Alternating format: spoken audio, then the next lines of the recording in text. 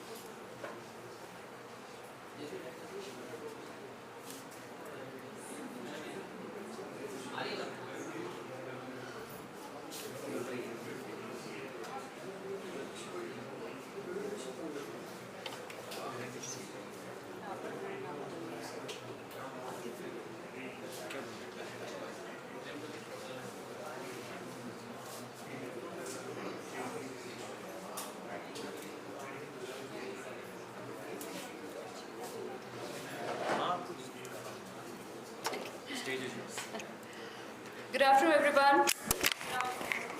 I wanted to do some Sabha happened, so. Can you start?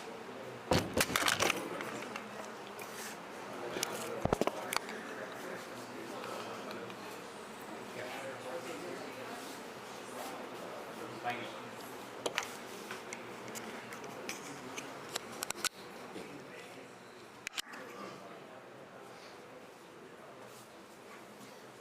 Once again, good afternoon, everyone. I hope you had a great time. You had a good lunch. Are you guys sleeping? Actually, Rajiv, thoda Zumba वगैरह होना चाहिए था. I'll try not to make you sleep anymore.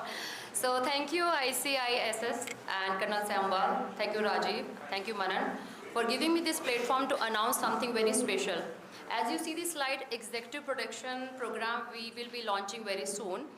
So idea of this course was to introduce the course which never been talked about.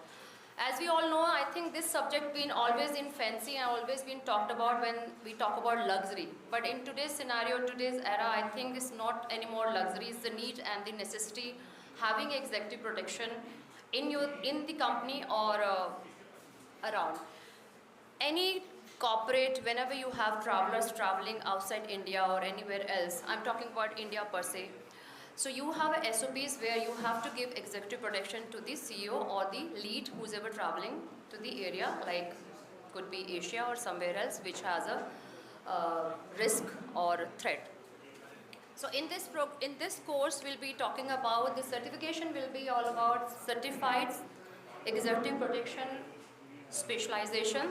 Duration we have kept 2 days theory with multiple subjects and 1 day's tactical and practical scenarios. Format will be in practical, in person, and with the drills and defensive trainings.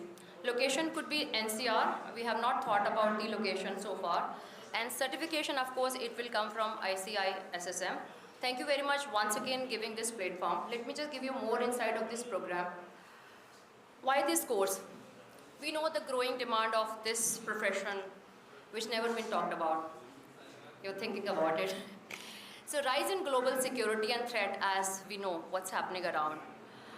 Earlier we had only one thing. When we talk about EP, we have just one word EP, and nobody has a clue about EP.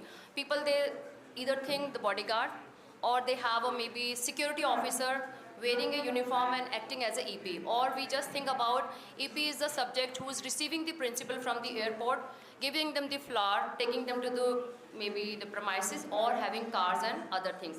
But then this course has more details, which includes many more subjects which we are trying to cover. As you see, the course curriculum will be having a threat identification first.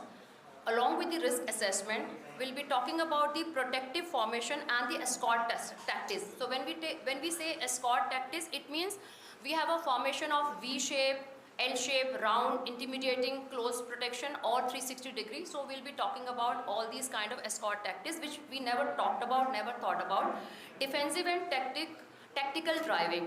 Whenever there is a risk, okay, I'm just fasting it. So etiquettes, discretion, client interaction, field exercise, life scenarios, advanced work, site security, protective tactics and techniques, crisis management, response planning and intelligence gathering analysis. CPR will be one of the major subject, we'll be adding it. Then aspect to be covered. Of course, threat recognition will be there, personal security will be part of it, emergency response will be there. Cultural consideration will be also kept in this course. Practical scenario and exercise, we'll be covering it on the third day. Who should attend? Anybody. You all can attend because as of now we don't know, I mean we know this, yes, there's EP, we know the word EP, but nobody knows the EP has a hall and wall manager, EP has CPO, EP has meet and greet, EP has airport security, EP has crew security. So we just know EP is just a one word. So any security professional, any law enforcement, military personnel, corporate security team, or any department, any corporate who wants to have in-house department of EP can go for this course, because whenever there is a delegation traveling into your office, then you have lots many detailed work to do. Bodyguard, close protection agent, individual seeking EP as a profession, career orientation, security professional and private agency can go for this course. Now what we are proposing in this plan, of course in association with ICISSM, I'll be bringing the concept to conduct the courses with the help of all the stakeholders who are sitting out here, and the hands-on training and stimulation will be there, career ready certification, business networking, job placement support by my team, then comprehensive curriculum will be making together, and also what we have talked about that they'll be giving me the pool of speakers amongst all the stakeholders, all the professionals from the industries already to make this course running. Now collaboration, what we are talking about, of course being a leader, ICISSM is a leader in security training, recognized certification we all know, access to the elite instructor and the international standard. This is what we are talking about. It means you all are welcome to on board to give speech, to talk about any subject you can choose, and you are most than welcome. Enhance credibility, career value for students, shall extend the platform to conduct the course under the banner. Endorsement will be there. Of course, when it comes to CM Risk and Veena Gupta, you all know, my name, I'm known as India's first female bodyguard, but it's not the bodyguard, it's just carrying 30 years of experience in this field. I've been trained by HACPO, I've been trained by Israel and many other firms in this subject, and this is my passion. So I'll be responsible for marketing, executing, bringing the training material, and I'll be needing your support, and all the speakers, of course, will provide the course and training material in form of soft copy and hard copy both, and joint promotion. And the job, of course, I said, because in my personal capacity, I have more than 200, 300 people who've been getting job from me whenever we have an assignment to conduct. I think that's it. So yeah. Rajiv was training at me, so I had to keep it very short and crisp. I'm very scared of him, so whenever he said... So that was very impromptu, like we have thought of conducting this course, and it's a very good opportunity, and I'm feeling so blessed and proud that actually we are doing it. So thank you once again. As I said, I'll be breaking something. Thank you so much, Veena ma'am. Now I invite Veena ma'am to please take her seat at the dais, and also Colonel Diaz Semwal to please join her at the dais to sign the MOU on behalf of ICISSM. A round of applause, please.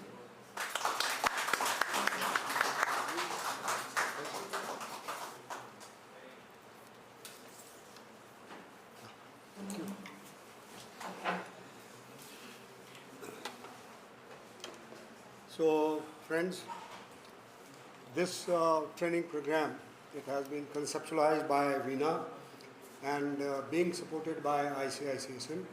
The first training schedule or training course will be held somewhere in August this year, and it is a field, or it is an I would say it is an area which is not well known to many people, that executive production training program. How do you the concept itself is totally different than from a personal bodyguard or protection. Is a executive protection training program, and the dimensions are totally different than a personal bodyguard and so and so. So in short, Veena has explained to you the concept and the curriculum of the program, and on behalf of ICISSM, I have this privilege and honor to sign this MOU, and Veena will sign on one side. I will sign.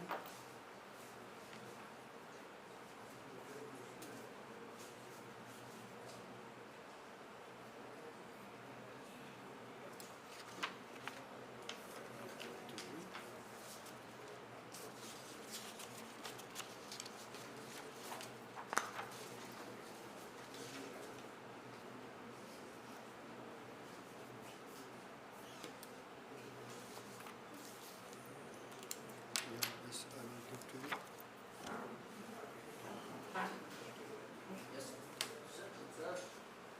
And I hope this joint venture, this collaboration, has a lot of success stories in the time to come. Another 3 years, MOU has been signed, and hopefully it will be a blah blah blah, boom boom boom. Thank you. 3 cheers. Photo. Yes.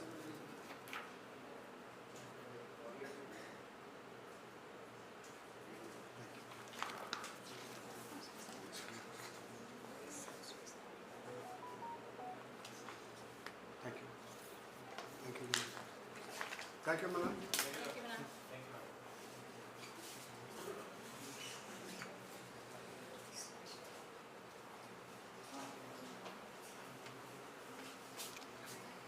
We shall now move ahead. With the panel discussion 3, which is on ESG and the changing risk landscape.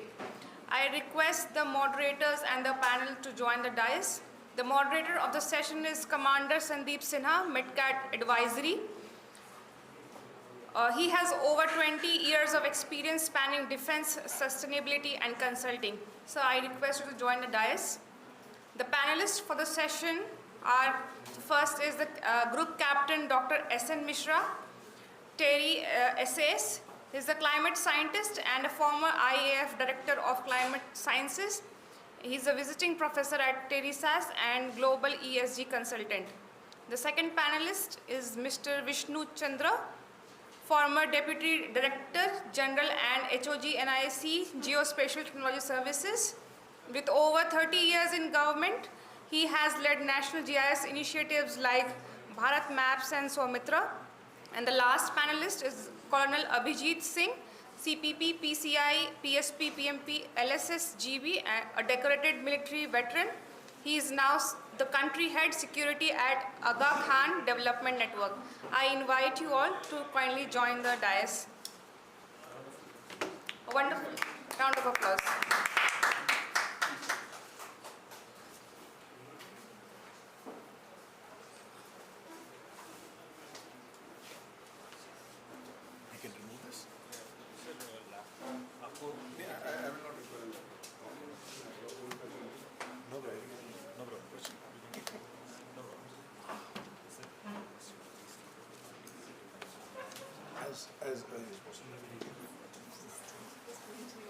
Yeah.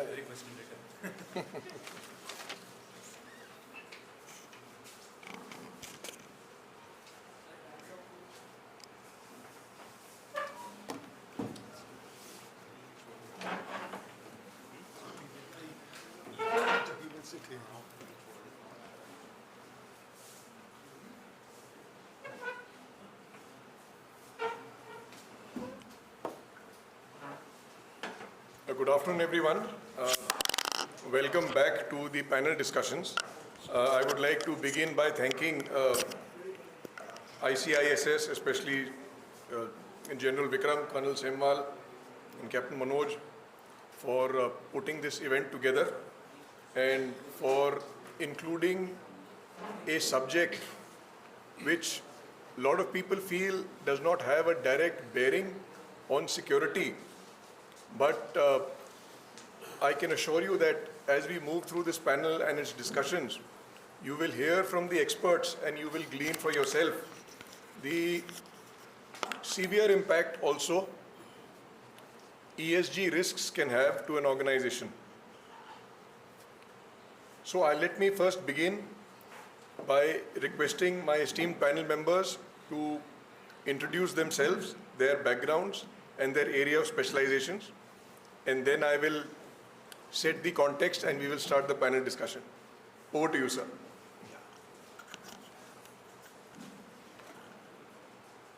Yeah, सबसे पहले नमस्ते भाई. I'm Group Captain S.N. Mishra, retired from the Indian Air Force as a Director Climate Sciences and Weather. And since then I have changed over to climate change and extreme weather events, ESG and net zero. And currently I am teaching at ICISSM as a visiting professor and into MDI Gurgaon and number of other institutions undertaking for various net zero transition to number of PSUs and a global consultant on ESG and climate risk. Thank you.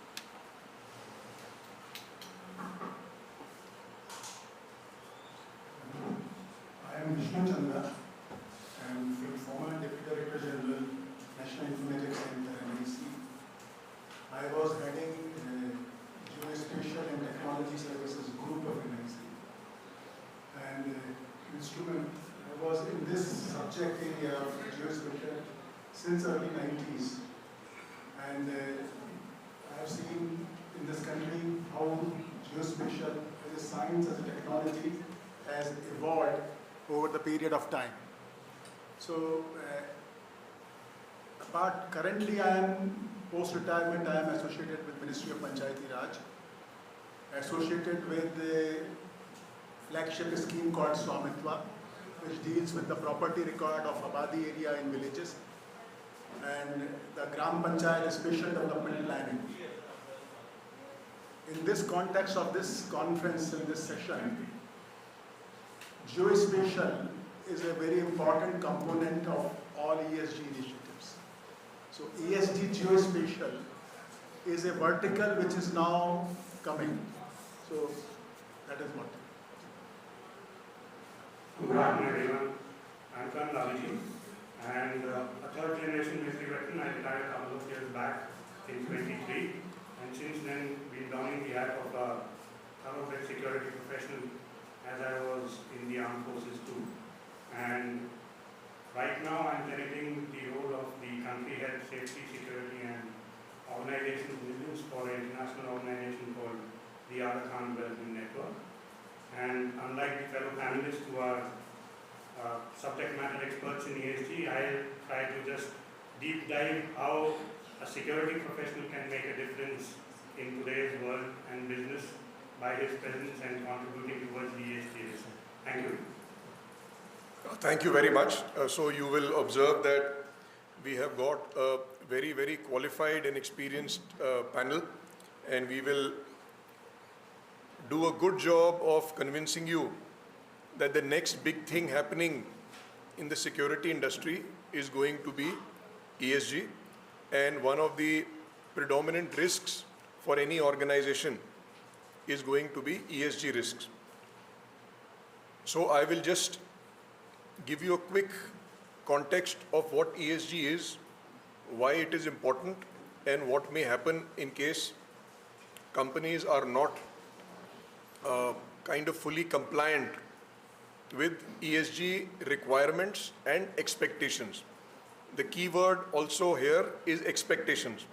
So ESG stands for environmental, societal, and governance.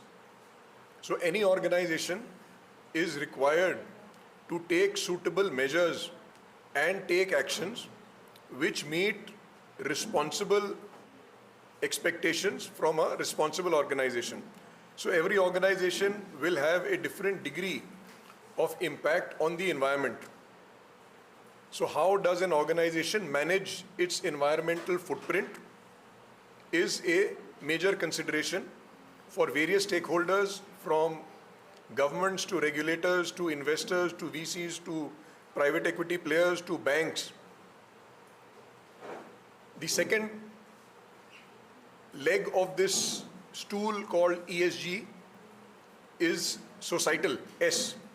How an organization interacts with society, its stakeholders, its interested parties, its employees, its vendors, partners, customers, clients, etc. How it deals with human beings. This is also an increasing concern as far as organizations are concerned. The third pillar is governance, the G of the ESG. Now, governance, as you know, is a board responsibility. And if you recall, as the Indian corporate sector evolved, especially after the year 2000, we had the Indian Companies Act 2013, which specified that risk management will be a board function and a board responsibility, as per, I think, section 134 within bracket N within bracket 3 or something like that. But it is very, very specific. In any organization, risk management is the core function of the board. What comes out of that is that how the board creates guidelines, policies, vision documents, which will enable the organization to operate responsibly, with integrity, honestly, and compliantly, becomes increasingly important. Right. So now, this body of people who are here in this event would predominantly be concerned with security, safety, and risk management. So now, if ESG has got a very important component of risk management, not doing risk management or not taking activities that meet the expectations of governments, regulators, and the other stakeholders that I just mentioned, including bankers and private equity players, this can have a risk on the organization. For example, in case an organization scores well or has a ESG score, I will not go into details of how this scoring is done, but if an organization does not have a good ESG score within the industry, then it will end up raising debt at a little unfavorable terms or at higher rates of interest. On the contrary, companies which score well in the ESG scoring matrices raise funds at far better terms. Now, there are certain risks that are associated with any company. For example, I am a mining company, right? And I happen to meet such an organization. This mining company said that we are going green. We are reducing our carbon footprint. All our cabs in Mumbai, Bangalore, and Delhi offices are EVs. So we are going green. The question asked to them was, but what are you doing in your mines? Are you also taking measures to go green there? Or are you taking measures or indulging in activities which will reduce your environmental footprint? So this thing is called greenwashing. There are many ways of greenwashing. We can be a little tight with the truth. We can exaggerate our efforts towards going green or reducing our carbon footprint, etc. This has got, apart from the financial implications that I talked about, severe brand implications also. Climate change and addressal of climate change is a big part. So you would be aware that there are United Nations Sustainability Development Goals, or SDGs. Number 13 SDG talks specifically of climate impact and climate change. So companies, organizations, irrespective of the nature of business, are required to take certain measures which will mitigate their own impact on the climate or the environment. Not doing all these things, as I said, is going to be a risk. So now, with that little outline, I would throw a question at my esteemed panel to ponder upon whether or not the security industry or the security function or the safety or the risk management function needs to take more attention to or get more proactively involved in ESG. Just your quick thoughts, and then we will go to a little more detailed discussions on these. Any one of you, sir. Should we be looking at ESG on an urgent basis? Definitely, sir. Taking on from where you said and emphasize the importance of ESG. Satya Nadella, also the CEO of Microsoft, said that the policies and governance of ESG today will give you the license to operate in the 21st century. And as a security professional, as key components you mentioned, the environment, the societal, and the governance aspect, whenever there's a ESG failure, the environmental failure is going to definitely lead to crisis amongst the local population, as we have seen in a number of cases, the Tuticorin Sterlite plant being shut, where we had large protests and the business lost almost 5,000 CR per year. The societal norms where the protests happen and government staff is actually under threat. The governance aspect, as I said, which needs to be complied with lot of regulations. So all in all, whenever there is a crisis in any organization, the go-to man is always the CSO. And I can say so by my current experience, both in the manufacturing setup and now transforming into the other side, being corporate and more, which is looking after multiple domains. So your go-to man is always the CSO, because every director, every boss knows that he is the one who is going to mitigate the risk. So therefore, the time has come. We spoke about the convergence of the cyber, IT and physical security. The time is now opportune for ESG risks to be merged with the current risks of cyber and the physical risk, and the domain to be handed over to the security professionals to deal with the future risks in both the physical domain, which we spoke about, and also the ESG risk. So that's my take, the initial take on whether a security professional should be actually looking for incorporating ESG risk in his domain or not. The answer is a definite yes. Thank you. Sir, your views on this? Anyone else?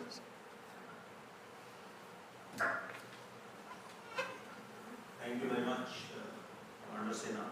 First of all, know what is this good title, and at the end is always climate change. Okay. So actually, why climate change is such a huge issue today? If you see the actual risk landscape of the world, a World Economic Forum conducts survey every year during the Davos conference, which they conduct during the month of January at Laos, Davos. Now they ask 1,000 leaders across the globe as to what are the current risks and what are the risks which you see in next 10 years. And this survey started somewhere in 2015. So when the risk comes out, the first 5 risks for last 15-20 years is the top risk is climate change or the events associated with the climate change. So they say extreme weather events, climate change, your biodiversity loss, these are the main risks, followed by geopolitics, the state wars, and cyber security, misinformation. These are the risks which are coming in next 10 years, next decadal risk.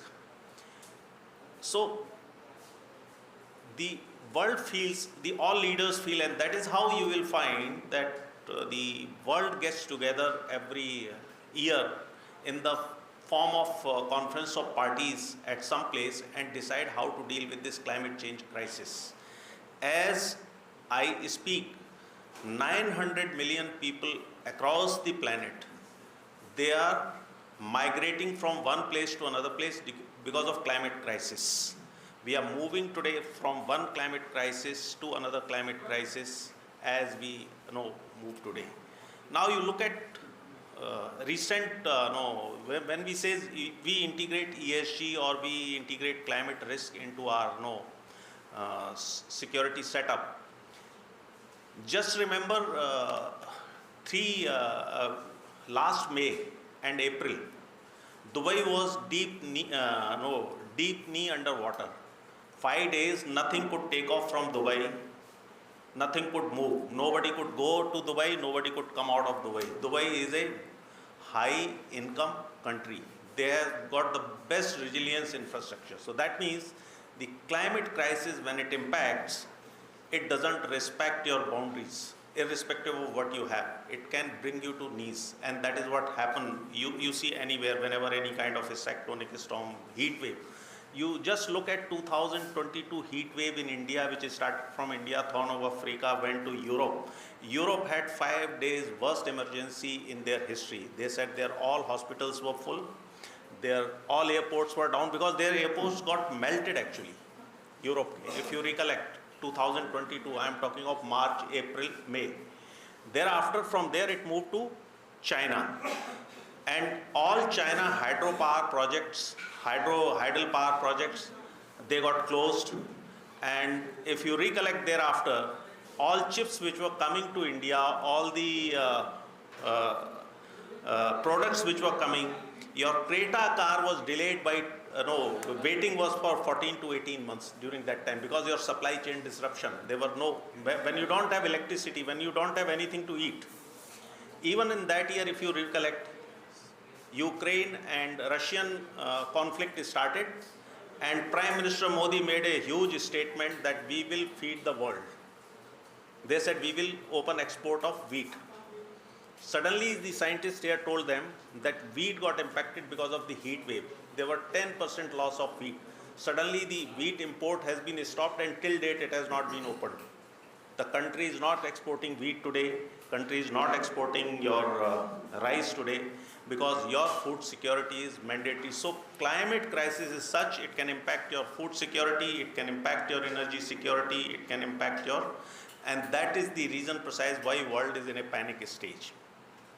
So when Prime Minister went in 2021 and he said in one of the COP26 that we will go net zero by 2070, since then you see the way industries are behaving. Reliance, they have done that time deal with Aramco for $15 billion. They have shelved that deal with Aramco company because they wanted to go green. And since then Reliance has invested 2 lakh crore in green businesses. Today Reliance is coming out as one of the green businesses. So how the companies are changing. So when we say that ESG risk, it is the regulatory pressure which is making them change. And when we look at our entire internal security setup, tomorrow a flood comes in a particular facility where security setup is there, who gets impacted first? The gatekeeper gets impacted first. It is the CSO what he said, exactly, your people, you are the one who will be rescuing it, so you should know what risk you have from that particular. Any kind of agitation which occurs outside is a social agitation because of your resources. You are using extra water at that particular place. You are not supplying adequate water back to, suppose, a paint company. That is what they do. Suppose Coca-Cola, what we had in Kerala that time. Similarly, governance. If you don't know how governance is so important, where is Blue Smart company today? One of the most sought after company. It has gone because of the governance, the unethical working of the Blue Smart company. Where is Jet Airways? Where it has gone? Because of governance. It is the unethical working of that particular company. So this is what. So the risk ESG, if you don't integrate today into your businesses, you are not what he rightly said, that 21st century you will not be able to do business. So ESG is important integration into your businesses, and that is how, why do you think people are, no, the top, so maybe we are not concerned. We are concerned just in no teaching, capacity building and telling people.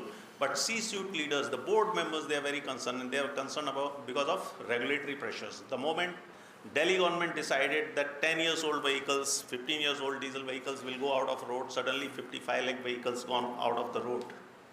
There was no hue and cry.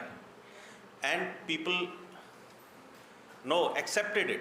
So I think transition is the one thing which is the biggest risk for businesses. If business don't integrate the policy in the form of ESG, and there are they say the first mover advantage, the companies, so the smart leadership, they have decided, they have made first move very fast, and that is how they are, because they want their company to survive till 2100 and at least if nothing less. So that is how they are moving. Those who are not, you look at, there are a number of companies which has gone out of the system and scenario. So ESG risk today, even our security managers, those who are there, the security CSOs, they have to integrate, they have to find where their supply chains are, how those supply chains will get broken because of extreme weather events, what you can do. If you are along the coastal area, what is the rising sea level risk, how people get impacted, how any kind of pressures points which are building up around the company because of certain resource crunch or something. One has to take those into account today, make his resilience security infrastructure so that the company runs smoothly, and I think today that is the need. Thank you very much.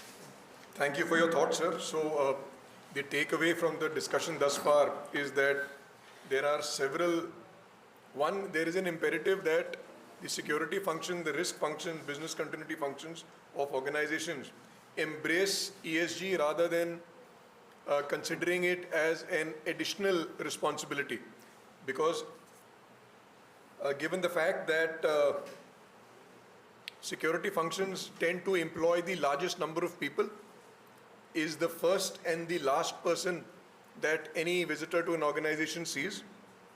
So you cannot do without it. So it is imperative that the man on ground understands ESG importance, understands the opportunities that his function can contribute to the overall ESG framework. So you will have seen that a lot of these activities, whether it is related to environment, whether it is related to society or even governance, security functions or risk functions are already doing these things, but in disparate ways. So I would like to now ask my esteemed panelists whether it is possible for creating a framework, a top-down framework under which security and risk functions will, operate as a part of the overall ESG endeavor of a company. Any thoughts, sir? What kind of framework could you suggest? And how technology can be used there? See, any framework which needs to be designed, it has to look into end-to-end requirements. In fact, in my experience in geospatial and IT, that is how we design the systems. So if you see ESG, environment, social governance, each of these components has can be converted into number of data points. When you talk about environment, all data sets related to, say, climate change, for example, say, basic data, foundation data needed is land use, land cover, forest, carbon footprint, your pollution level. So these are the data points.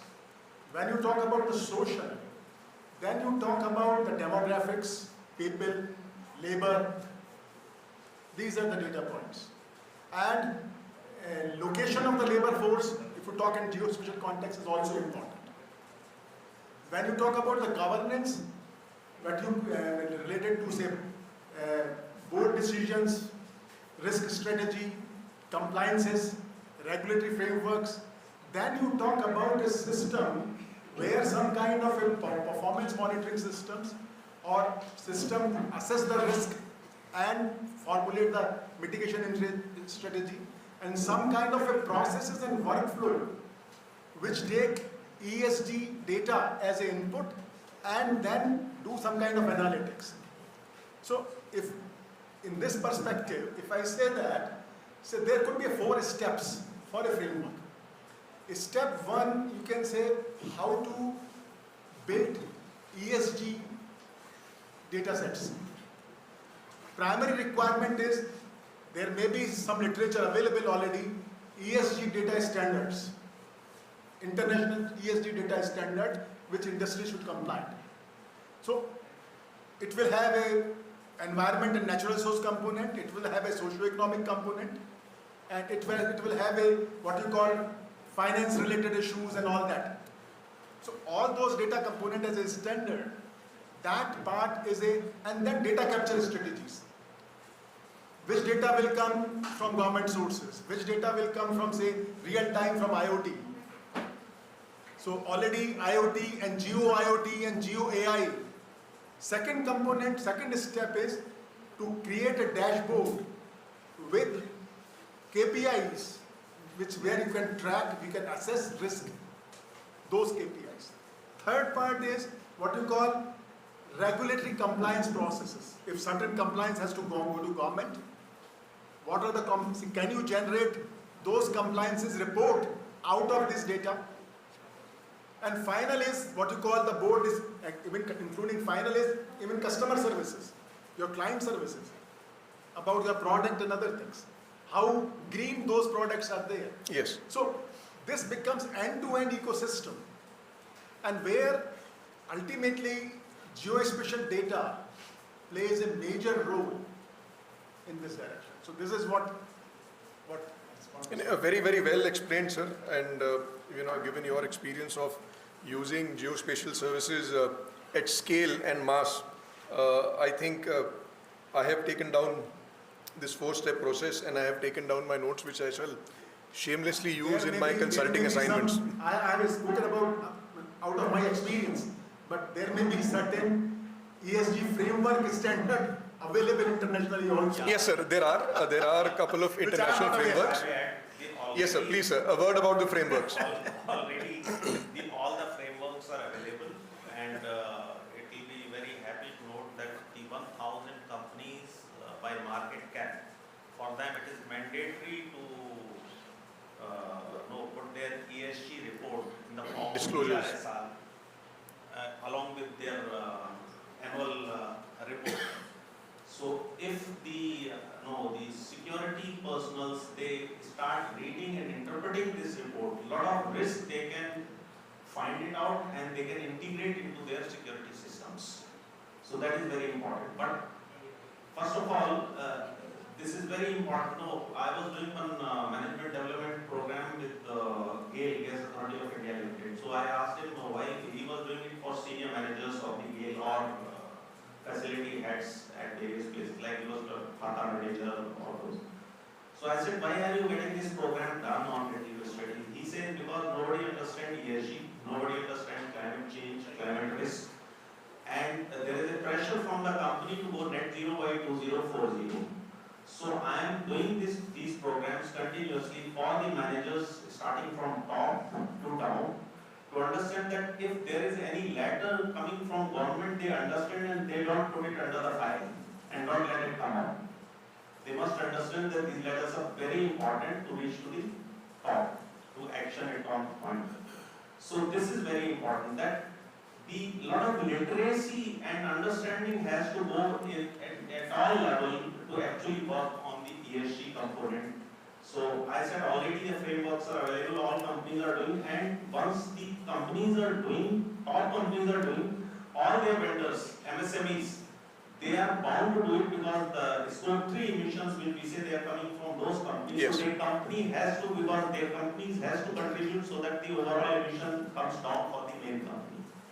So there is GRI framework is very good, and it is available for all, and you will be surprised to know that by 1,000 company, the government has, SEBI has been mandatory to publish their report, but MSMEs are coming in big way because when you are small, you can do better because that is the future. Today it is 1,000 companies, tomorrow it will be 2,000, 3,000, 15,000, so on. So the companies are coming up on their own because the first mover advantage is very important, and that is how the sunrise industries, which we call today, are developing because of that. And you will find every new people, those who are coming, any new businesses which are coming, they are bringing those frameworks and those policies and implementations right at the beginning level because it's easy when you are small. It becomes difficult when you are big. Not very difficult because if you look at Tata, why you respect Tata actually? The ESG came much later. But social and governance aspect of Tata is considered one of the ideal in the country. And that is how they have a reputation, Tata. That governance, there is nobody who can match governance of Tata at the global level. That's the spirit. So it pays you in the long term as your brand, as your business grows. Any kind of you don't compromise with your company's values and ethics. That's very important. That is what all about your social and governance, where you look after your people, you look after your stakeholders, and with environment you look after planet also. It is planet, people, and then profit. 3 P's. Thank you. Thank you, sir. Just staying on the issue of literacy and understanding. What do you, I mean, this is open to all the panelists. What would you put as the top 3 competencies or training interventions that security teams would require in order to contribute to the ESG function of an organization in a structured manner?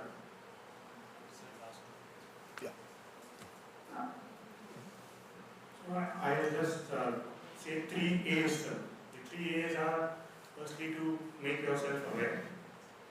By awareness I mean understanding the strengths and the gaps which we have in the organization per se, in understanding the security and how we can contribute towards the overall attainment of ESG goals. Second A would be alignment. That would be how my security risks can be aligned to the ESG risk and how we can take it ahead. And last would be acting upon those processes which we have so far aligned before in the before 2 aspects. We have the wherewithal. As a security professional, we are acquainted with the risk management, threat assessment, and the risk assessment process. It's pretty much similar as far as when it comes to the ESG. We also carry out a lot of intelligence and information gathering. We also carry out a lot of surveillance. If I take a step ahead, sir, my previous organization, we had a command operating center where we had the data for all the environmental hazards also being depicted.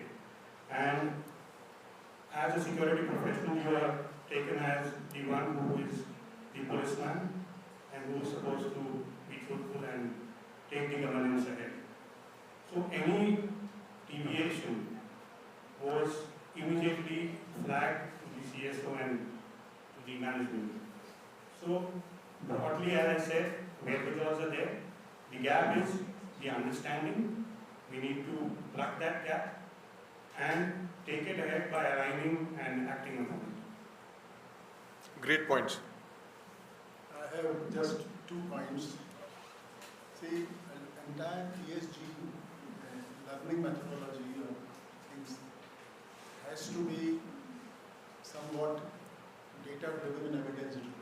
Yes. So that is to be there because whatever he has talked about risk assessment, whatever the things are available, but it has to be quantified as a data-driven and evidence-driven. And that needs some kind of collaboration also because in terms of evidence and data, they have to coordinate and work with several sources. So this is what is very important. In fact, risk assessment needs data. And people should be aware about to move forward to carry out further governance processes. Right, sir. So because we are in ICISS, would the panel propose a training program on ESG, the way it is, moving ahead with executive protection? Is ESG going to be that synergistic with security that we may now have to start carrying out dedicated training programs for our teams? Yes. Definitely. So let's call it a medium-term action, but yes, even I do believe that security professionals start needing they start looking at this aspect. Sir, you were saying something. Yeah, I was like saying Pinky, that you understand the risk, or I'll say assess the risk, understand it, integrate it, and act. Yes. These are the things. So for all this, the need is that, and this risk has to be understood by top professionals first. So CSO is the man.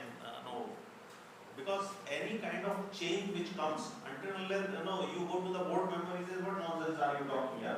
We'll have to look after these things. So That is why I specified, sir, what top-driven framework would you recommend? Top-driven framework, and it has to percolate downward. It has to be, because he has to be frightened with the risk which you have. If security personnel actually want to create that risk, I was also in the Air Force, so I used to create station command को लिए तो इधर से कीलें लेते थे, ये करते थे रात में वहाँ कोई लगता है कुछ बना रहा था, बॉम्ब बना रहा था, वो जब जाते थे तब वो कहता था no, have very tight security, increase number of people, put more duties, more number of people, you put more guards. So actually you are in a larger group, you are doing that job. So because the board members are very clear in their mind. Until unless it's a very large company where regulatory pressures are very high. Otherwise, there is no steward leadership where people are working for collective good of the world. They are working for profit. So that leadership has to be slightly frightened to bring in this element into their entire security setup for a larger good of the company, for future of the company. That's very important. Right, thank you so much. In the interest of time, I've been getting feelers to finish off. But then you will appreciate that the subject is vast and discussion will continue on this, both within the fraternity and outside. But a few takeaways are that yes, ESG risks should be looked at very closely by any organization, and especially so by the risk governance and the security functions. ESG needs to be evidence-based and decision-making needs to be data-driven, and a 4-step process has been proposed here. And we've also talked about certain interventions that we may need to initiate in the near and the medium term around the opportunities and importance of ESG risk to security functions. So with that, I would like to thank my esteemed panelists and also the audience, and I hope that you would have created your own takeaways from this very enlightening discussion. Thank you very much. Can I have only one point? Please, sir, please. See, one point I want to make, as he said, there is a regulatory pressure on industry. See, till now, whatever the IT platform or geospatial platform has been created, it is created by the government and used by industry for compliance for the government. But industry itself is not making sustainable and self-sufficient themselves to create a system that they can generate compliance of their own. So today, say, Parivesh, environmental clearance system is there, where proponent put their area of interest information, system gives what kind of clearances are needed, and GIS platform gives how far your asset is from, say, protected area boundary, eco-sensitive boundary, with decision rule database available. Now, system ESG strategy should be there those data information through API, those decision rules through API should be integrated in ESG system, Yes. so that they can generate compliance themselves and feed to the government. So lot of government data, and then they can create some kind of IT or geospatial IoT network infrastructure to monitor land, water and air and land use around that. How, and then they can plan this CSR activity also, where plantation they should do, how they should conserve the nearby environment. And technologies now are coming related to digital twin, so they can create a simulation environment if down the line, say in next 25 years, how environment is going to change, what kind of climate resilient strategy in their workflow they should create. So this is what is the stage today as far as ESG is concerned. Thank you for your thoughts, sir. That was really helpful. And once again, thank you very much. And back to the Mr. Secretary. I would like to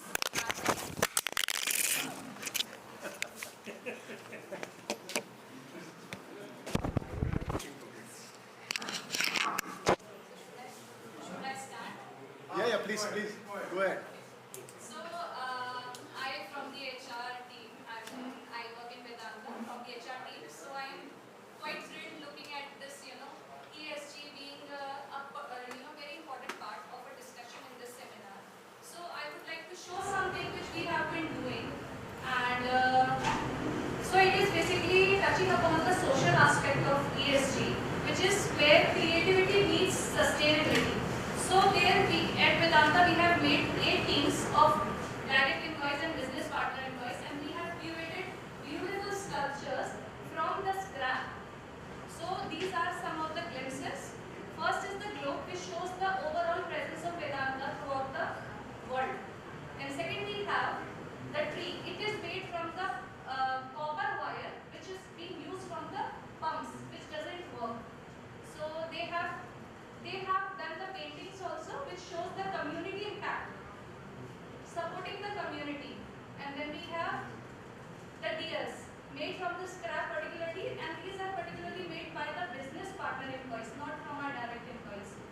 Next we have this is basically a model of precipitation. So we are from a refinery, so it is generally a process where they have carefully used all the small scrap. It is made from 18 different types of scrap. Next we have a horse. So it is made by the again direct employees and the indirect employees. It is made by using valves, which are again a part of scrap. So all these are to be used in the beautification of the township and the plant. Apart from this, we are running some of the projects like Project Punchy, which comes under the social aspect of ESG. So in that, what do? Is we have carefully selected 100 girls, which are 12th pass out, and we are supporting the education of those girls, and they are studying in OP General University. So just wanted to add. I think wonderful, and let me help you. This is not only S part, this is also E part. Yeah. You are actually recycling waste in a very beautiful manner, and Reducing GHG emissions to the core. Secondary is the first. This is circular mindset and circular economy which is working there. So it's a wonderful initiative, and all like waste to wonder parks which we are making in Delhi. So these are very important initiatives. They are creative also, they are circular also, and so they are very important part of you actually include this in E also. When you are making your ESG report, include this in E also. We have got a score of 77. I know your Vedanta, a lot of our students are there in the Vedanta in the ESG domain and sustainability. Yeah. Thank you so Thank much you. for adding. Thank you all for the discussion, engaging in the discussion. May I now request Captain Manoj Kumar for the felicitation of the panelists and the moderator. I request the panelist and the moderator to come forward with the receiving. To Group Captain, Dr. S.N. Mishra.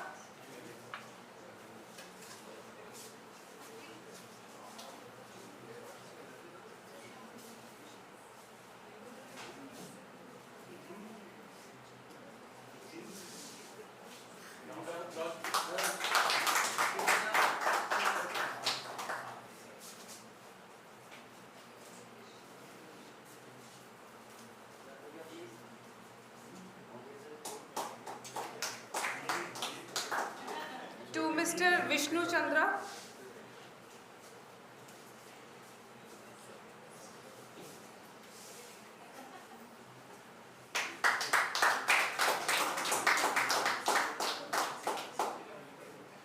To Colonel Abhijit Singh.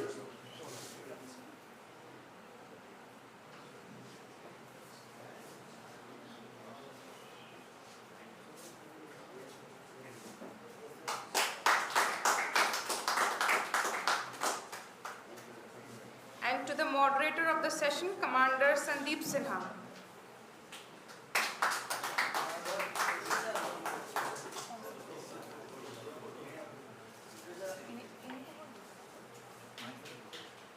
I request the panelist and the moderator for a group photograph.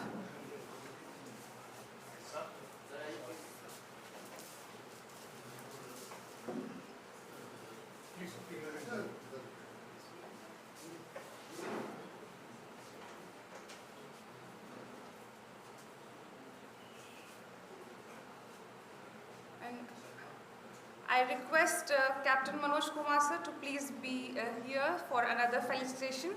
I would like to call the media partner, Security Link India, Mr. Santosh Pathak, for the felicitation.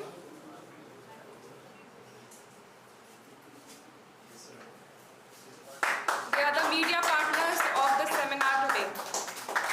A huge round of applause. We now move ahead with the panel discussion 4, which is on drones as boon or bane for industrial security management. I would like to invite the moderator of the session, Mr. Anil Dhawan, co-chairman of ICISSM CHAM, National Council on Homeland Security and Disaster Management. And he brings 3 decades of expertise in private security, drones, and skill development. I would like to also call upon the panelist, Colonel S.A. Rodriguez, GM Business Development, Idea Forge, with over 30 years of experience in defense and consulting experience. The second panelist is Mr. Manan Batra, the founder and CEO of 360p SA and certified drone pilot. He is a business consultant and OSINT specialist focusing on the private security. And the third panelist is the Captain Alroy. He is a veteran and seasoned professional in security and facilities management. I request all the panelists and moderator to join the panel. Over to the moderator. Thank you.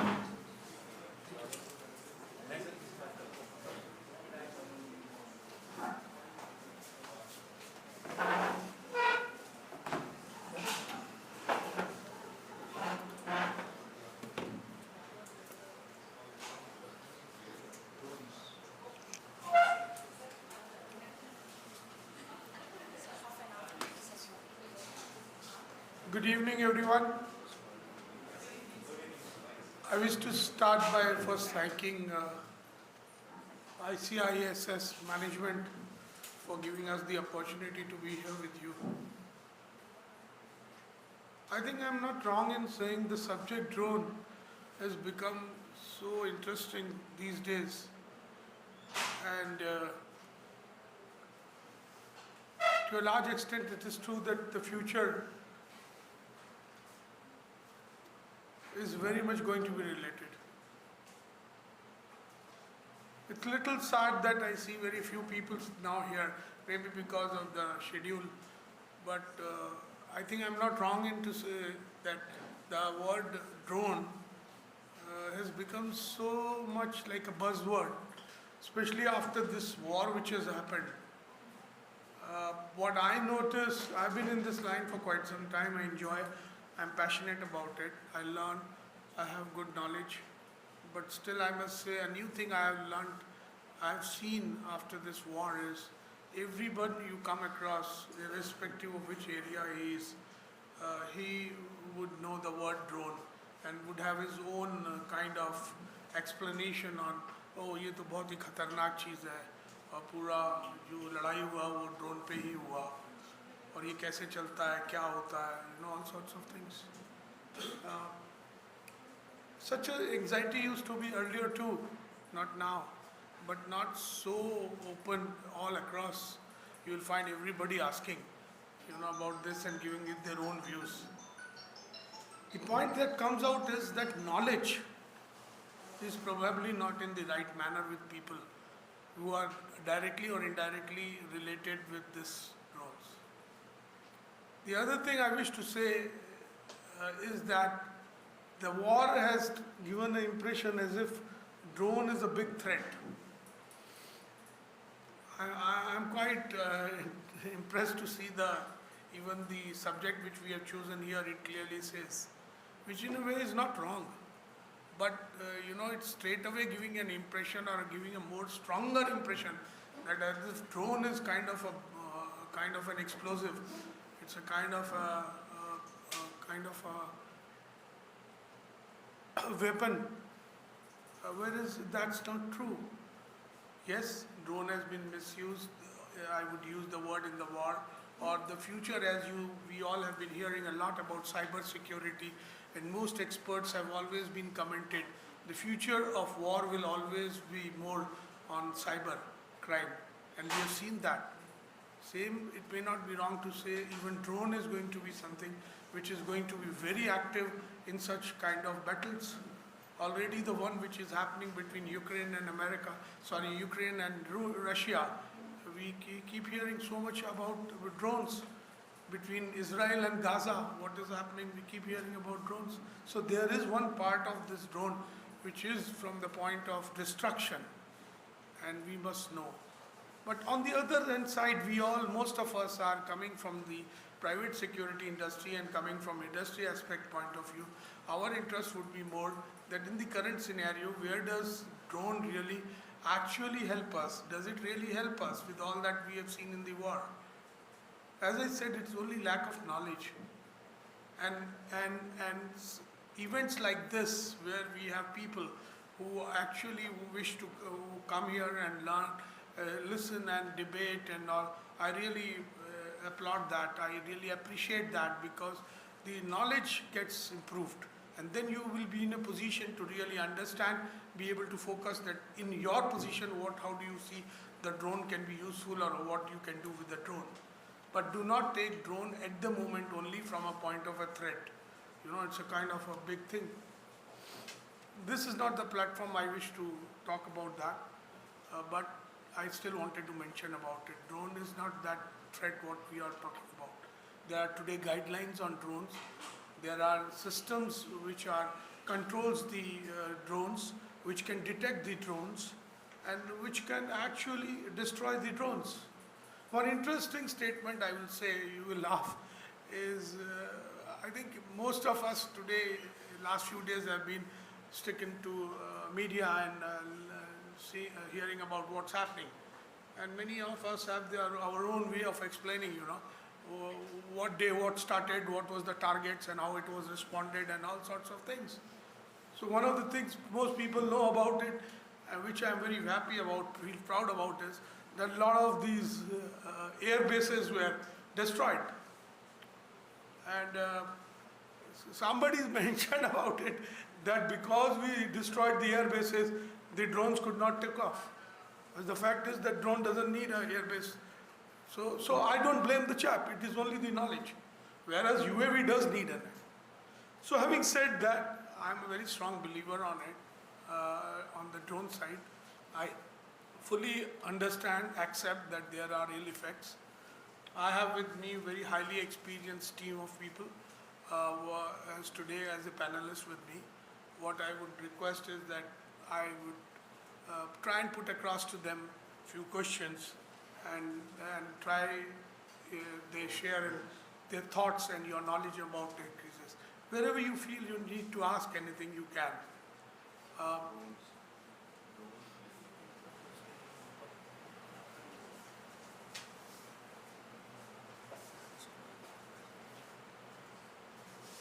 Okay.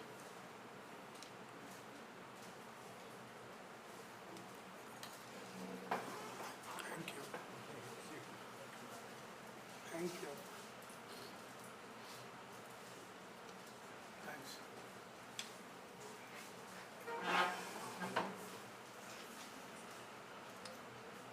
So, Vivek, can I start with you first, knowing your background plus your company's status today?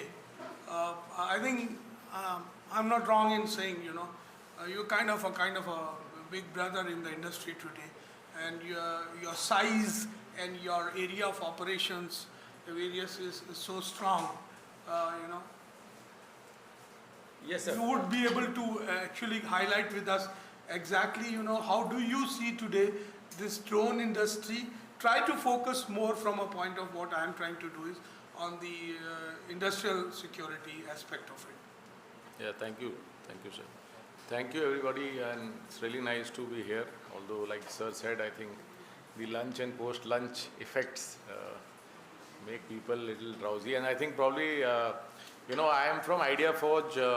Idea Forge is India's oldest indigenous drone manufacturing company. Started, concept was in 2004, created in 2007 with 3 IITians.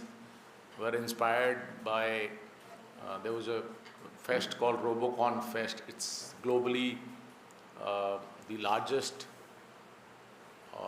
robotics festival between the best technologies or tech universities in the world. And they won the first prize, which was $500,000 worth of cash award. And then they were asked to create an autopilot for a robot which could autonomously work.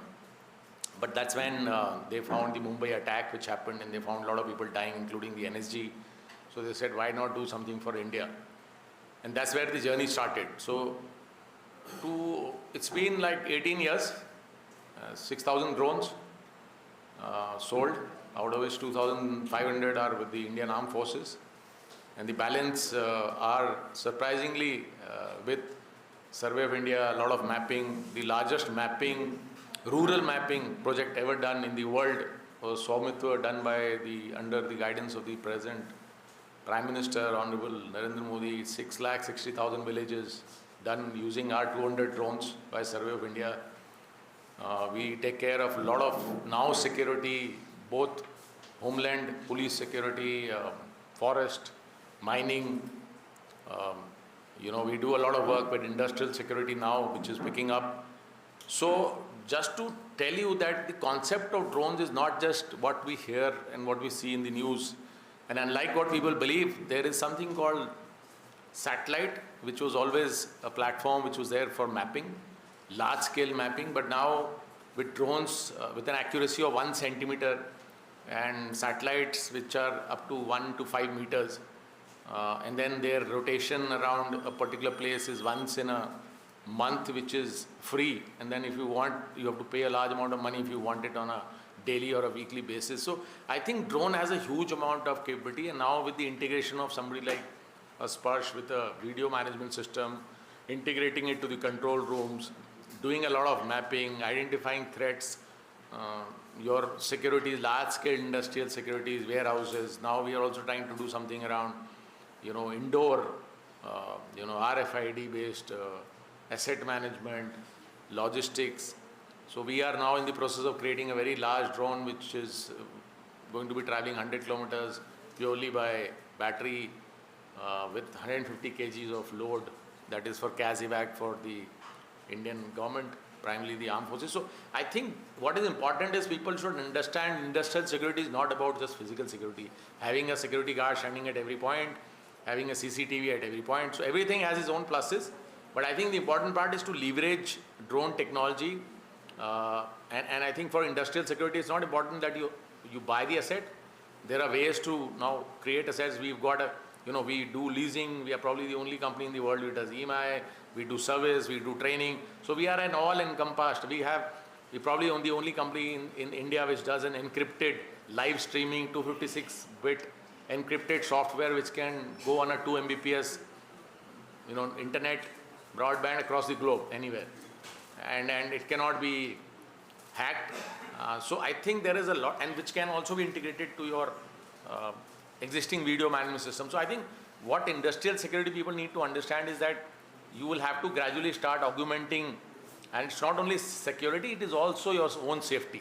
So we did lot of pilots to educate the Adanis and the large mining groups as to their own internal safety and processes. Governance can be controlled, whether people are wearing their their safety kits, are they at the right place, are they crowded, is there too much of vehicle movement on a particular place. All those things can get picked up. And I think the three-dimensional capability of drones and the maneuverability and also the capability to carry out various inspections can really help. The flip side is that we are now also getting into the stage where we want cheap stuff like we did for CCTVs with the Hikvision. What we must understand is drone has also got a lot of security or a data threat, which means that typically a Chinese drone, and most of the drones have got certain amount of data storage getting onto a server, which is invariably got an end user who's in China. So if your strategic assets, like whether it's a GALE or whether it's an infrastructure, whether it is solar plants, parks, if those are being mapped or surveilled by these kind of drones, you have to be careful because these drones can also put your data security at risk. Right? But they might be cheaper, but they will also come at a price which you will realize only when there is a threat to the installation. For your information, the largest ever solar park in the world, Capt, had a drone which fell close by from Pakistan. And the entire Adani group from Ahmedabad, which is controlling renewable energy, was scampering all over Barmer and in Gujarat, trying to understand why did it come. And the reason why it came was not because they had to destroy anybody, but it was to destroy a large asset. Luckily, there was no damage. But I think as people in industrial security, it's a big advantage. To give you an example, a surveillance drone could possibly fly around 40 kilometers in an hour with a 15 to 20 kilometers radius.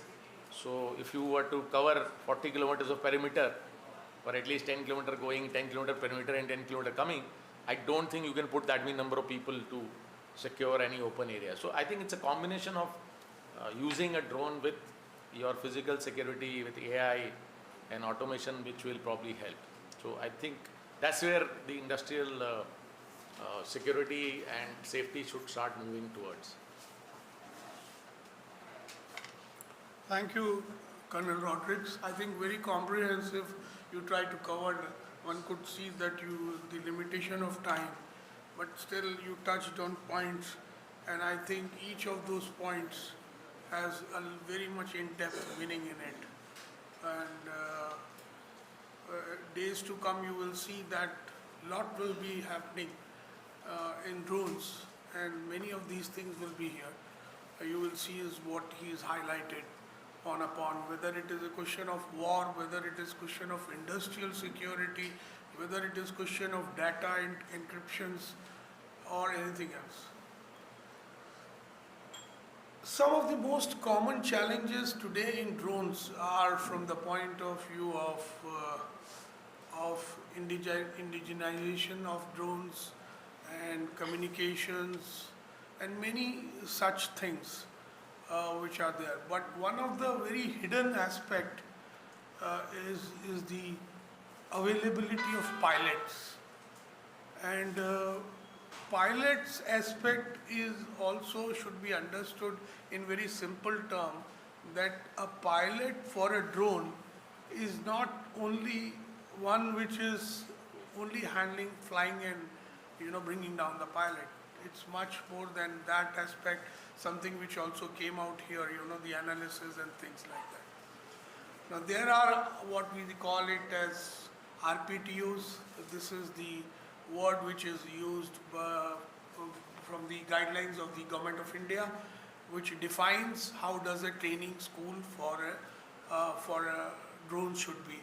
If I am right, anything around 165 today or more RPTOs are there in the country, but all of them don't function because of reasons. The point I'm trying to bring into your notice is the shortage of the pilots.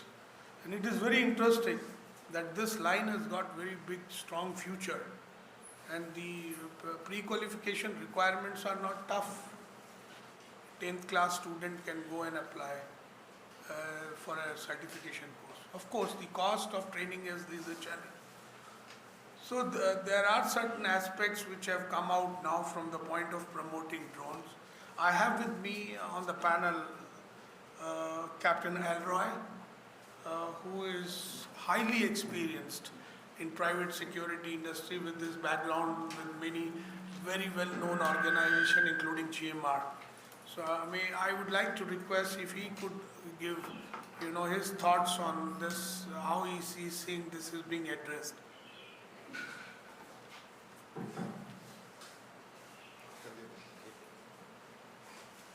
Good evening, ladies and gentlemen. It's a pleasure to be on the panel, and thank you, Mr. Dhawan, for the introduction. In fact, just small brief to all of you. All of us who are sitting here, all four of us, happen to be a part of a task force on drone warriors, which was formed by Capt. In fact, it was the far side. We started somewhere around November last year. Just before I'll just give you a brief before I take on the question which Mr. Dhawan has told. So somewhere around November we had our leadership summit, and it was a thought that we do something more for the country rather than what we generally do in terms of it.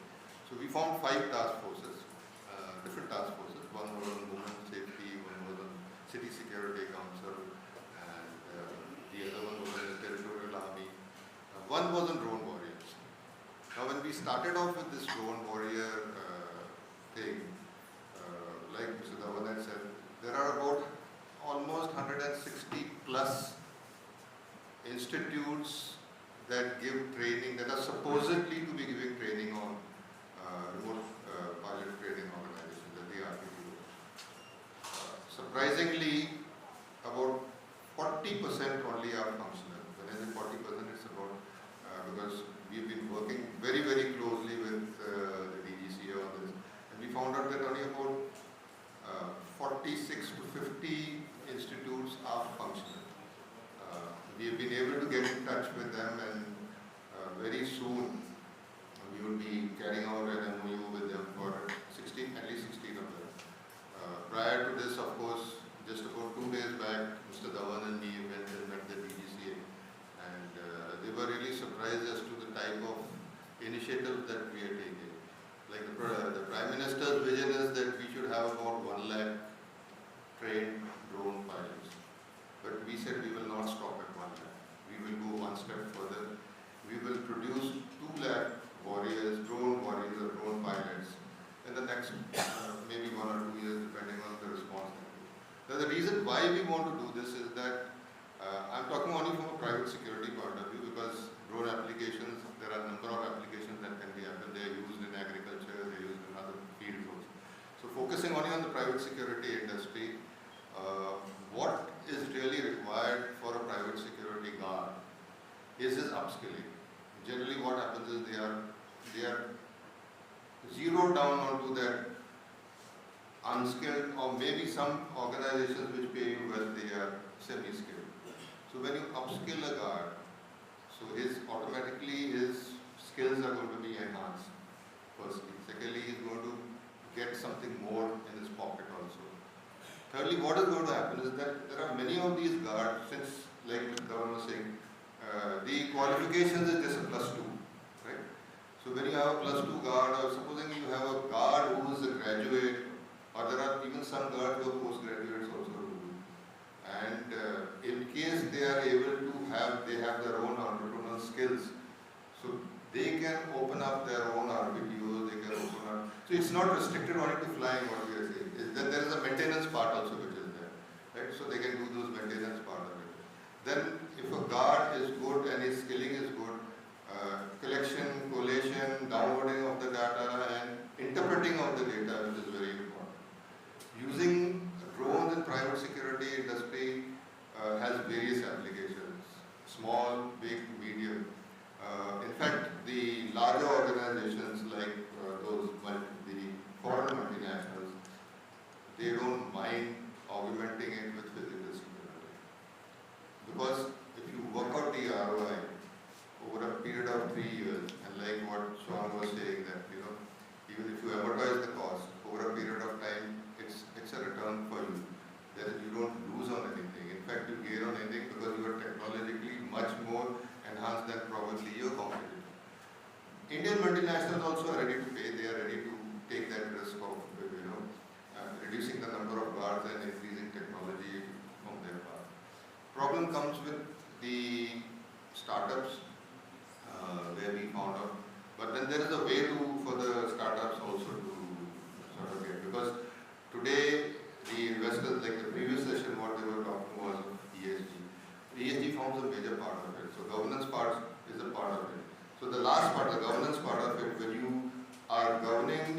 are managing your institutes in such a way, right? It is, you can use it in facility management also. Like your buildings are there, you can use them for detecting a fire, or your floor pan which is there. You can find out how many people are seated on a particular day. Of course, there is IoT also which you can mix and match. So drones can be mixed matched with the IoT plus your artificial intelligence also. So there are various ways, and in the private security industry, it is not only you can use it for in mining. Like if you have say a dump of coal which is there, you calculate the amount of it, and the next day you can again see if it is the same amount is there or something has been polluted over there. Gas lines and all, like what we were talking in the previous session, that is the DP Logistics again is one organization which is using it very, very frequently at their ports and at the Adani port there. So the applications of drone in private security is huge. There is an opportunity for various organizations. Number one, there is an opportunity for individuals per se to also upgrade their skills and come up and give a better performance. All these things will definitely fall on the CSO because it is for him, like it has to be top driven, and once it is top driven, automatically the impetus falls on the people down below to perform, and you evaluate the performance.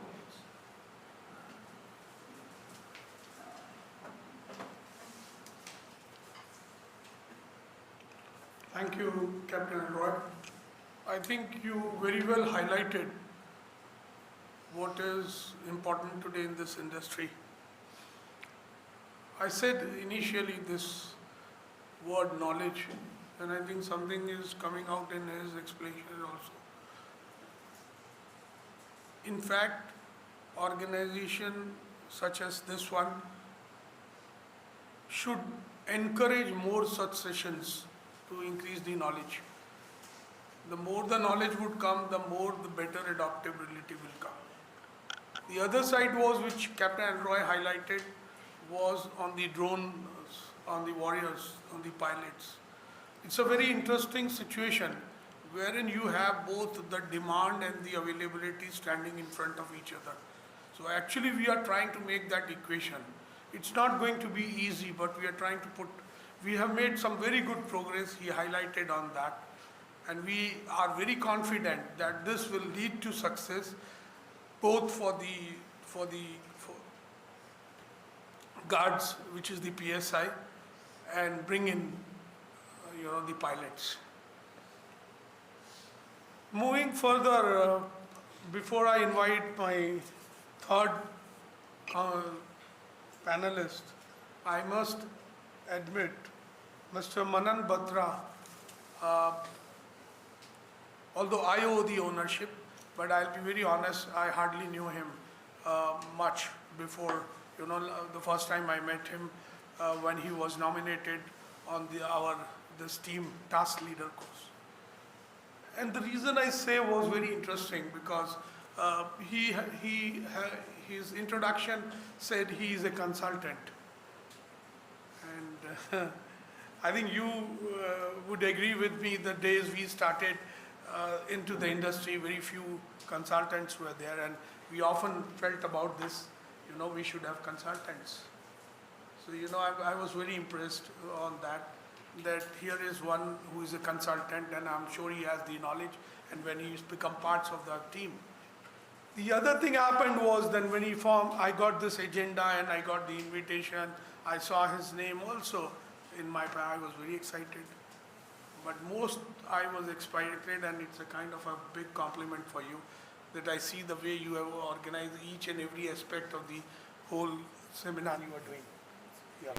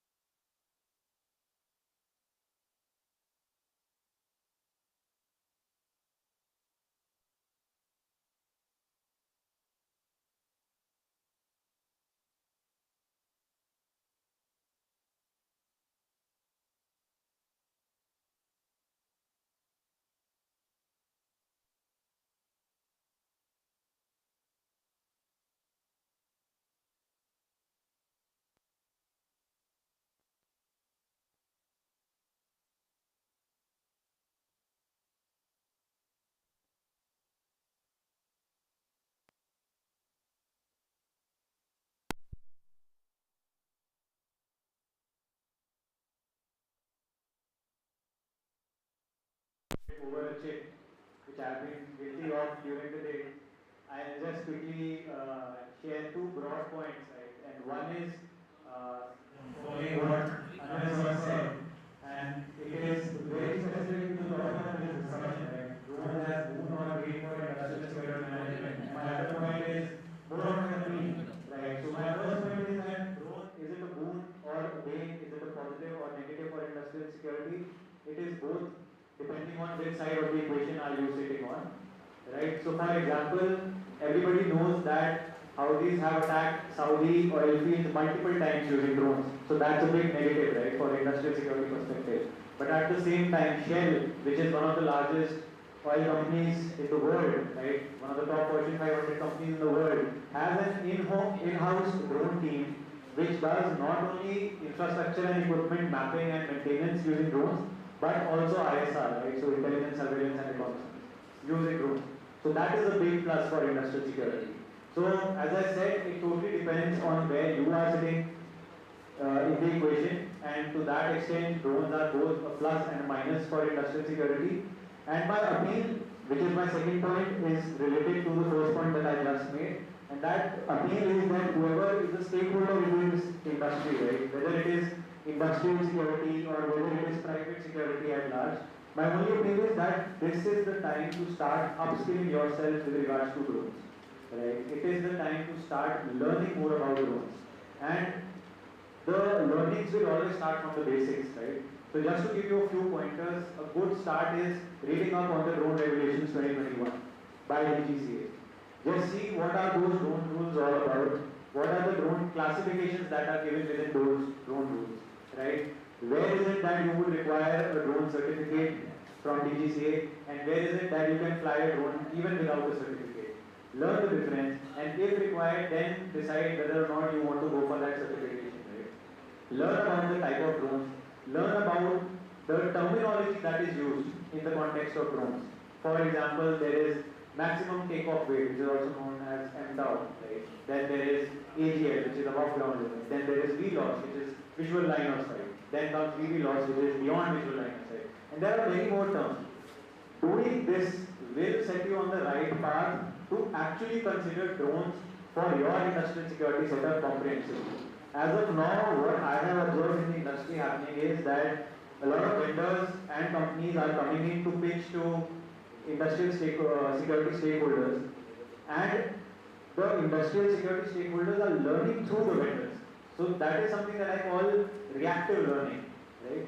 It should be the other way around. There should be proactive learning, so that when you are sitting at the negotiation table, or when you are doing the budgeting even with your own higher-ups, you know exactly what the cost is versus the benefit that you're getting, right? As industrial security proponents, we are definitely biased more towards the benefits of drones, whereas decision makers and leaders, being budget-oriented and data-oriented, are more biased towards the cost side of drones.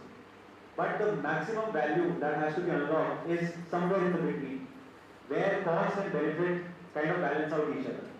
Right? So my only appeal is that whoever is listening to this, please start reading up about drone technology, learning about drones, and then start thinking about how these can be integrated into businesses in a manner that is financially viable for your company, for your setup. Having said that, the last point from my side is that we spoke a lot about ESG today. I think drones are ESG positive because going forward, you would be replacing your QRT teams which are using, let's say, and it's a crude example, right, which are using petrol-driven cars or bikes to patrol the perimeter with electricity-operated drones, right? And as a matter of fact, there are companies who are doing solar powered drone docking stations as well as charging stations.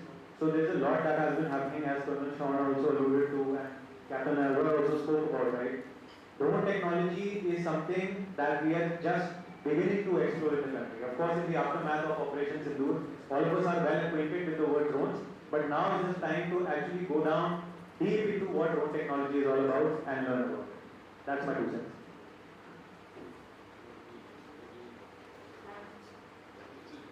Yeah, and a very relevant point made by Captain Alroy is don't use WhatsApp University for your learnings.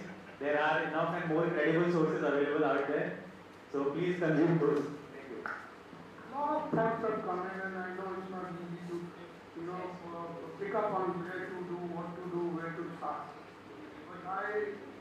personally would advise you that because you are sitting here, you are interested in this subject in terms of knowledge. And if you wish to really take it forward, already a lot has been said how to do it, but also try and take up, if possible, the training. I tell you, when you will take the training, of course you select a proper school which is like it, which has a reputation, will help you on that. But once you do this training, I tell you what where your confidence will go. It's not simply that you will call yourself only as a drone trained pilot, but your mind applications on what drones can go will be amazing. The reason is because your background is from security. You will be able to immediately detach. At the moment what we are talking mostly on security, we talk on perimeter security using drones. But there are many, many more. Captain mentioned about the mining and all. So it's just a suggestion. Any questions you would have, you would like, if we can answer them, please. I don't have a question, sir, but I'm a qualified UAV pilot, and I've commanded a UAV unit of Indian Army at the world's highest battlefield in Tyagi. So, taking ahead from where the esteemed panelists have left, I personally feel there's a time when security professionals need to know the capabilities of these unmanned aerial vehicles. Simplest of things, what kind of aerial platform do you want? You want a roving platform or you want a tethered platform? What is the use case for what you want to use it? The payload is more important than the aerial platform. We don't know it. We as professionals don't know it. As Manan said, we learn from the vendor. Whatever he says, we buy it. It's not correct. Few use cases, he mentioned the duck shell. They've been using it from 2009. I implemented this in my previous organizations where our active deal was the 20 kilometers of railway stretch where our coal used to come 5 rakes on a daily basis, and the average stoppage time for a month was 120 minutes. So that makes around 4 minutes per day, and per minute the penalty which the railway used to impose on the organization was almost 10 to 15,000 rupees. Using the drones, we identified the culprits, handed them over along with the RPF, the local police, and within 1 month's time, we got the stoppage time to 0. So this is the power of such sophisticated technology we have. Hashtag where our byproduct was going, or the waste product from the power which we were generating, again was something which we need to monitor. So these are the places where you can definitely utilize this technology, but the start point is you need to be educated to utilize this technology. And as security professionals, we have to go from the physical security aspect to the more technological aided systems which we have now. Thank you. I think on this,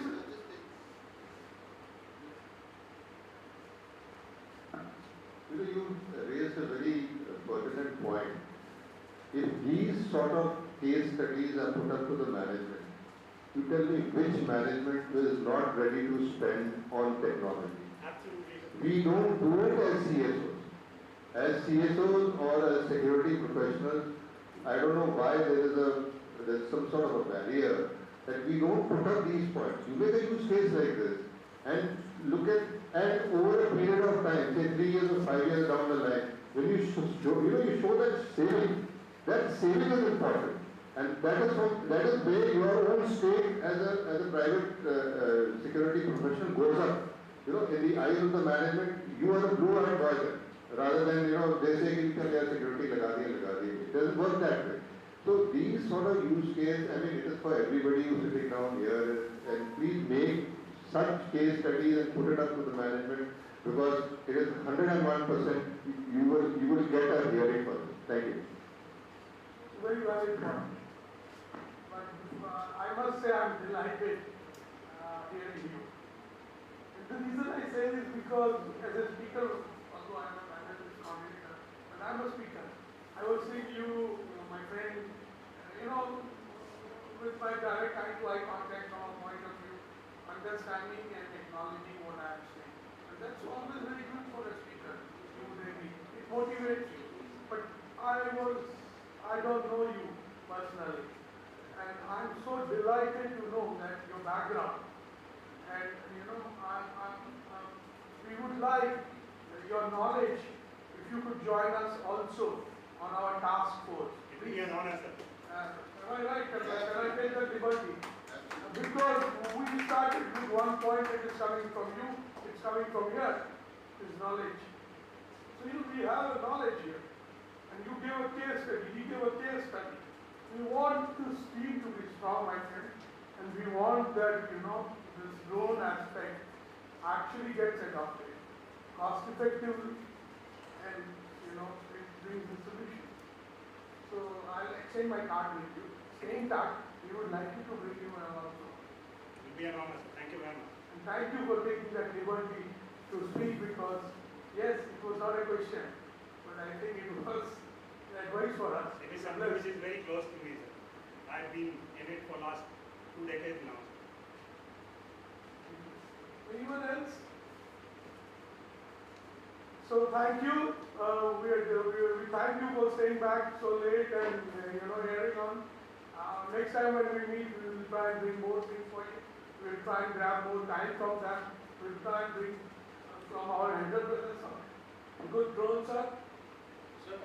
Sir, I think I would like to clear some myths, commercial myths. So one is it's not expensive. So just to give you a ballpark figure, to cover an area of 30 kilometers perimeter, we spend around 3.5 lakhs a month, for a 10-hour kind of activity, which includes integration of VMS, AI, various use cases, thefts, safety hazards, all those things, proximity, geofencing. You don't want somebody to be at a particular place for more than some time, you don't want more than 4 people to be at a place. Name a thing, it can all be done, and it's not very expensive. It's always hard, obviously, because procuring a drone means, it's like a mobile. You might think after 6 months that it's outdated product. It gets outdated after a year or two, but what is important is the robustness of the product. So that is the first myth, that it's very expensive.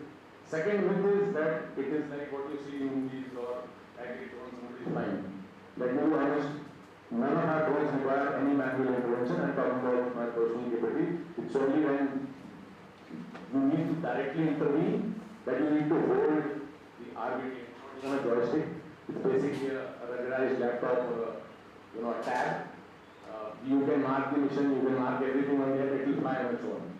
It can even decide what height, if there's an obstacle, it needs to go up, come down, fail safe, everything. So that's another myth that the chap has to stand on with and need to fly and it will get into some place. The third myth is that training is expensive. That is again a myth. Yes, there are people who will expire, who will take 60,000, but today the training is anything between 50 to 25 if you are an OEM, if you have your own product, if you have your own training setup, if you have your own training table. But if you are a third party and you are getting everything from anywhere else, obviously you can take anything from 25 to 60,000. What is important is not every pilot needs to be RPC, that means remotely piloted. The primary pilot in areas of industrial security which can cause damage to the property or to the person in extreme conditions should be preferably an RPC. But the support pilot can always be a non-RPC who is basically relieving him when he's going out somewhere just to keep a track.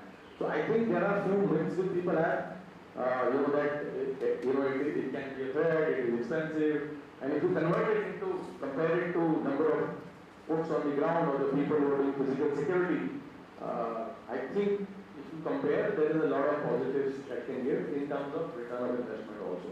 So it's not just that it's only giving you a third angle, but I think it can give a lot of benefits. So I think what people need to understand is you need to integrate both effectively. Some places a human is required, some places a human is more subjective, so maybe technology is required. Thank you so much. Because when you go back, you again have mind, the cost factor and the expectation. Pushing up.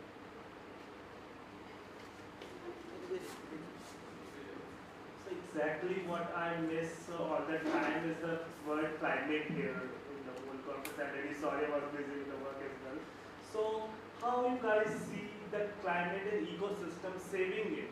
Specifically what we are doing as a climate predictions to the people at ground level and grassroots levels. You have drones and all those fancy things, which I'm really sorry for the words, but what you have. So how can these help us on climate division? How in climate section we get your technologies, your security sections and all those, and specifically for the flora and fauna section, removing humans aside for the business thing. So, I think what he said, what people think is wrong. Yes, sir. I will be covering that in the section because I was going to say that there is a lot which is to be covered, application in the climate domain. So that panel discussion is coming. I'm just listening and inserting that what is to be answered. So I request not to waste time on this. We'll cover all. No, you will save time, but we will regret missing the knowledge. So I will catch up with you. You will see all these people. Because I know you are a big knowledge bank. Not these, sir. Hardcore. People around, they are the real knowledge people, sir, who will speak now. Very interesting cross comments. So you got answer. I was just going to say, I was going to tell Mayank that the boss is going to give a presentation, most of it will be covered in the No, especially talking about roads, what his experience is fine. We have people in India who are speaking the four-dimensional, monitoring systems. So it is not only the drone layer, it is beyond range program. We have geostatic layer, we have geosynchronous layer, and we are trying to cover the complete layer to have the observation. We have the study doing, active systems in the stratosphere, ionosphere, mesosphere, and beyond that, and multi-planet systems. So there is a lot to explore, but we should confine to the security industry what skill is required for the industrial security management. The field is vast. We must identify what is required. Consciously didn't go out. So we should get into that domain. So therefore I am trying to put into my presentation that based on this. This should be what should be approached in the security industry. What the security department is there, we should be doing this. What quality, upgradation in the skill so that it is sellable in the market, we create a need and we deliver it. Yeah, but if I may just, one of the points which came out was, which Karan said was, it's not expensive. So, when you adopt a solution, you do look from a point of direct how it helps, but costing. And I'm very impressed, sir. I was never knowing, that you are offering the type of cost which you mentioned about. If I roughly calculate, it goes even less than one CISSM card, one-third of the cost of a CISSM card. So, those aspects also have to be picked up to finally adopt these things. So, thank you so much. I think with this we will conclude. We are very close always by way of emails or any other contacts. And if there is anything, we will be delighted to respond back to you. Thank you so much.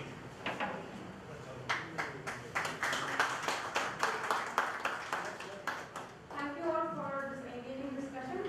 I would like to request Colonel Malhan to kindly come forward for the felicitation of the panelists and the moderator. To Colonel S.A. Rodriguez.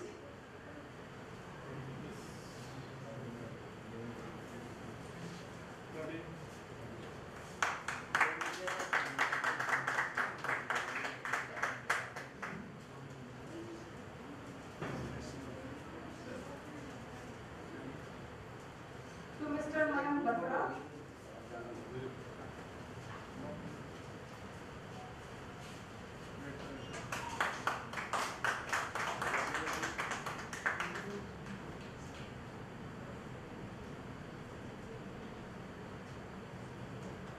And to Captain Alroy.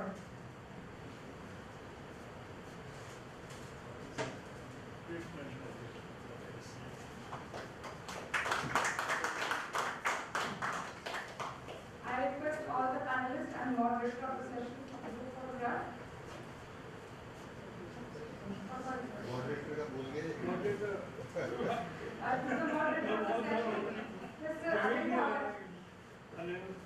Now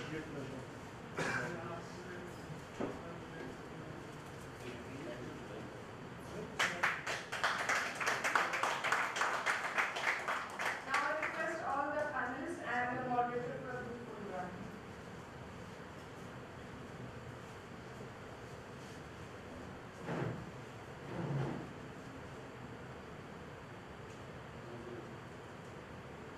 We shall now break for tea, which will be of 15 minutes. So I request you to kindly come back by 5 p.m.